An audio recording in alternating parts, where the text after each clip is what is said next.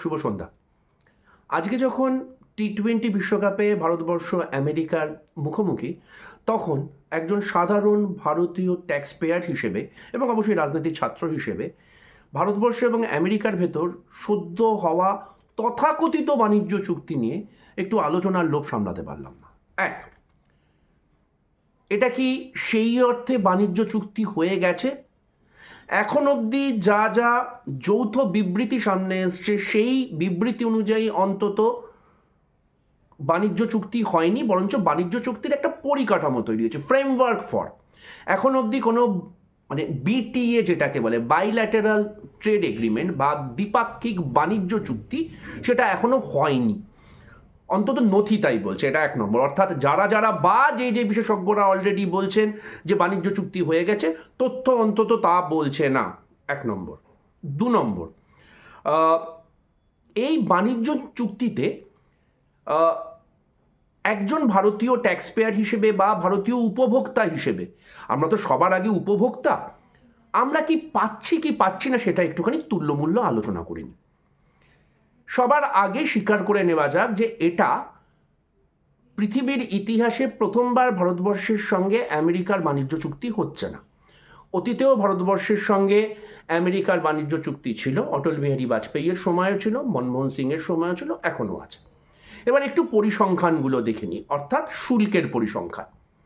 অটল বিহারী বাজপেয়ীর সময় ভারতবর্ষের সঙ্গে আমেরিকার, ভারতবর্ষ থেকে যে দ্রব্য রপ্তানি হতো সেই রপ্তানির শুল্ক ছিল 3.5%-এর আশেপাশে, ওই 3.3 থেকে শুরু করে 3.5-এর আশেপাশে। মনমোহন সিংয়ের সময় রপ্তানি শুল্ক 2.9-এর আশেপাশে ছিল। তারপর এই সরকার আসবার পর, অর্থাৎ নরেন্দ্র মোদী তো 9 করে 3 নম্বর টার্ম, তো ওখানে একবার ডোনাল্ড ট্রাম্প ছিলেন, তারপর জো বাইডেন ছিলেন, তারপর আবার ডোনাল্ড ট্রাম্প এসছে। এবার এই দীর্ঘমেয়াদে কখনো 14%, কখনো 18%, কখনো 50%, এবং তারপর এখন আবার 18% হয়েছে। এবার এই 50% থেকে 18%টাকে আমরা যতটা উদযাপন করছি, 3.5% থেকে বা 2.9% শুল্ক থেকে 18% হওয়াটা নিয়ে ততটা সমালোচনা করছি না। সেটাই হয়তো গদি মিডিয়ার কাজ। এবার প্রথম প্রশ্ন, এই যে 50% শুল্ক ধার্য হয়েছিল, সেই শুল্কটা কেন ধার্য হয়েছিল? আপনাদের যদি সেই ডিক্লারেশনটা পড়েন, সেটা হচ্ছে ভারতবর্ষ রাশিয়া থেকে তেল কিনতে পারবে না, এরকম একটা আবদার কে করেছিল? Donald Trump. তখন আমরা সবাই দ্ব্যর্থহীন ভাষায় একটা কথা বলেছিলাম, ভারতবর্ষের সরকার ভারতবর্ষের স্বার্থ সুরক্ষিত করবে, ভারতবর্ষের সঙ্গে রাশিয়ার দীর্ঘমেয়াদী সম্পর্ক আছে, ভারতবর্ষ কোনখান থেকে কি নেবে না নেবে সেটা ভারতবর্ষ ঠিক করবে। ডোনাল্ড ট্রাম্পের গোসা হয়েছিল। ইনফ্যাক্ট আমেরিকার এরকম গোসা হয়ে থাকে। 1971 সালে বাংলাদেশ স্বাধীন করবার সময় ভারতবর্ষ আমেরিকার এরকম বিরাগ ভাজন হয়েছিল। রিচার্ড নিক্সন তখন ছিলেন, কিন্তু উল্টো দিকে যে ভদ্রমহিলা ছিলেন তার নাম ছিল ইন্দিরা গান্ধী। এমনি এমনি ইন্দিরা গান্ধীকে লৌহ মানবী বলা হতো না। হেনরি কিসিঞ্জার যখন আমেরিকা সুলভ চোখ রাঙাতে গেছিলেন, সঙ্গে সঙ্গে ইন্দিরা গান্ধী বলেছিলেন ভারতবর্ষ আমেরিকার সখ্যতাকে সম্মান করে, কিন্তু ভারতবর্ষের ওপর আমেরিকা যেন প্রভুত্ব বিস্তার না করতে চায়। সেই ধক, সেই মেরুদণ্ডটা ইন্দিরা গান্ধীর ছিল। এখনকার সরকারে সেটা আছে কি নেই আপনারা ভালো বলতে পারবেন, কিন্তু আমি পরিসংখ্যান নিয়ে কথা বলছি।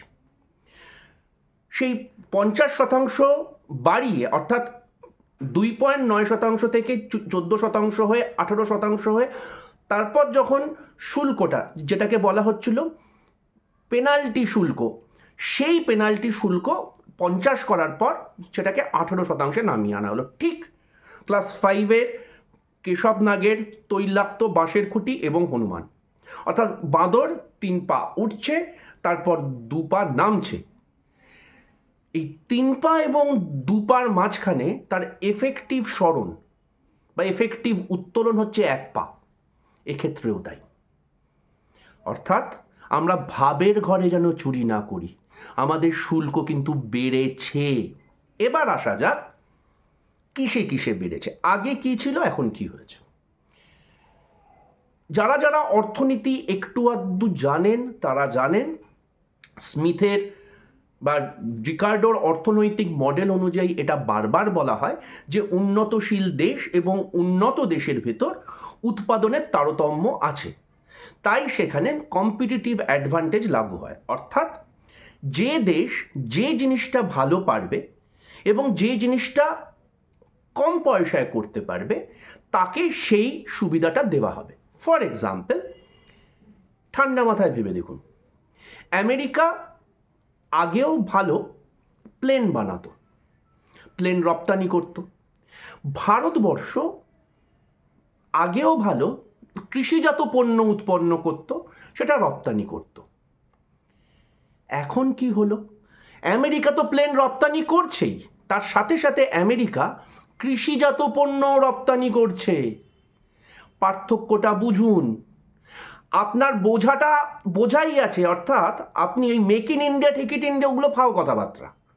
আপনি আমেরিকা থেকে যেরকম প্লেন নিতেন, যেরকম প্রতিরক্ষা সামগ্রী নিতেন, সেগুলো আপনাকে আগের মতোই নিতে হবে, কিন্তু তার ওপর সাঁকেরাটি, অর্থাৎ সেই বোঝার ওপর সাঁকেরাটির মতো আপনাকে কৃষিজাত পণ্যও নিতে হবে, যেটা আগে নিতে হতো না। ভারতবর্ষের ইতিহাসে এই প্রথমবার আমেরিকার কাছ থেকে আমরা কৃষিজাত পণ্য নিতে বাধ্য, এবং সেখানেও কীরকম জাগলারি করা হয়েছে। সয়াবিনকে ইম্পোর্টের তালিকায়, অর্থাৎ আমদানিকৃত পণ্যের তালিকায় রাখা হয়নি, কিন্তু সয়া অয়েলকে রাখা হয়েছে, 1 নম্বর। 2, ভুট্টাকে রাখা হয়নি, কিন্তু প্রক্রিয়াজাত ভুট্টাকে রাখা হয়েছে। এরকম একাধিক। এবার আপনাদেরকে একটু মনে করিয়ে দিতে চাই, আপনাদের মনে আছে যে 3টে কৃষি বিল এই সরকার চালু করেছিল এবং প্রবল কৃষক বিক্ষোভে সেটাকে সরাতে হয়েছিল। সেই কৃষি বিলে আপত্তির জায়গা কি ছিল? সেই কৃষি বিলের আপত্তির জায়গা ছিল, ঠিক নীলকর সাহেবদের মতো আপনি কোনো চাষিকে বাধ্য করতে পারবেন না সে কি চাষ করবে, কোনো বহুজাতিক সংস্থা সেটা বাধ্য করতে পারবে না। এবং ঠিক ইস্ট ইন্ডিয়া কোম্পানির মতো তারা তাদের স্বার্থ অনুযায়ী, অর্থাৎ তাদের কোন বাজারটা কোন দেশে উন্মুক্ত হবে তার মতো করে সে কোনো রকম পণ্যের দাদন দিতে পারবে না। আপত্তির জায়গাটা এটা ছিল তো, এবং সে আপত্তিতে সারা ভারতবর্ষ উত্তাল হয়ে গেছিল। এবং দোর্দণ্ড প্রতাপ নরেন্দ্র মোদীকে গত 12 বছরে যে আইনটাকে অপসারণ করতে হয়, উইথড্র করতে হয়, সেটা হচ্ছে সেই 3টে কৃষি বিল। এবার যে এগ্রিমেন্টটা হচ্ছে, সেই এগ্রিমেন্টটাতে বকলমে সেই কৃষি বিলটাকে লাগু করবার মাঠ তৈরি করা হচ্ছে, জমি তৈরি করা হচ্ছে। কেন? যেই মুহূর্তে আপনি শূন্য শুল্কে বিদেশ থেকে প্রক্রিয়াজাত খাদ্য আনবেন এবং সেগুলো ব্লিঙ্কিট, গ্রোফার্স, জেপ্টো, সুইগির মতো বহুজাতিক সংস্থার মাধ্যমে ঘরে ঘরে পৌঁছে দেবেন, সেই প্রতিযোগিতাতে আমার এখানকার কৃষকরা পারবে না। তখন তারা বাধ্য হবে সেই বহুজাতিক সংস্থাগুলোর কাছে তার দাদন অ্যাকসেপ্ট করতে। যে দাদন বলবে, ঠিক নীলকর সাহেবদের মতো, এই 3 ফসলি জমিতে আগামী 3 বছর তুমি ভুট্টা তৈরি করবে। ধানের চাহিদা দেশে থাকতে পারে, কিন্তু ভুট্টাটা কেন তৈরি করতে হবে? কারণ সেই ভুট্টাটা রপ্তানি করে হয়তো আমার খুব দামি সিঙ্গেল মল্ট তৈরি হবে আমার বিদেশে। পার্থক্যটা বুঝতে পারছেন? এইটা হচ্ছে সমস্যাটা এখানে। ভারতবর্ষ থেকে রপ্তানিযোগ্য বা বাংলা থেকে, ভারতবর্ষ কেন, একদম বাংলায় আসি, বাংলা থেকে রপ্তানিযোগ্য প্রোডাক্টের ভেতর চামড়া এবং টেক্সটাইল ছিল একদম শুরুর দিকের। সেই দুটো পণ্যে শুল্ক লাগছে, আবার সেই দুটো পণ্য আমদানি করবার ক্ষেত্রে আমেরিকা থেকে শুল্ক লাগছে না। তাহলে আমরা কিসের উদযাপন করছি? যখন আপনারা মিডিয়াতে দেখছেন, যখন মিডিয়ায় তাবর সো কল্ড অর্থনৈতিক বিশেষজ্ঞ, বাণিজ্য বিশেষজ্ঞ, আন্তর্জাতিক বিশেষজ্ঞ ইত্যাদি ইত্যাদি বিশেষজ্ঞরা কেন্দ্রীয় সরকারের মাইনে করা সব ঘণ্টাখানেকে এসে বসছেন, তারা কখনো আপনাকে এই সত্যিগুলো বলবে না। এই সত্যিগুলো একজন সাধারণ কংগ্রেস কর্মী হিসেবে, অর্থনীতির একজন সাধারণ ছাত্র হিসেবে আপনার সামনে তুলে ধরলাম যে আমদানি এবং রপ্তানির ক্ষেত্রে যে লেভেল প্লেয়িং ফিল্ডটার দরকার, অর্থাৎ আপনি যেটা ভালো পড়েন, অর্থাৎ বাংলাদেশের মসলিন আপনি যদি কম পয়সায় আমদানি করতে চান, সেটা বাংলাদেশের একটা শিল্পকে যেমন ধ্বংস করবে, ঠিক সেরকম আমার এখানে ফুলি আর তাঁত, টাঙ্গাইলের ক্ষেত্রেও একই কথা প্রযোজ্য।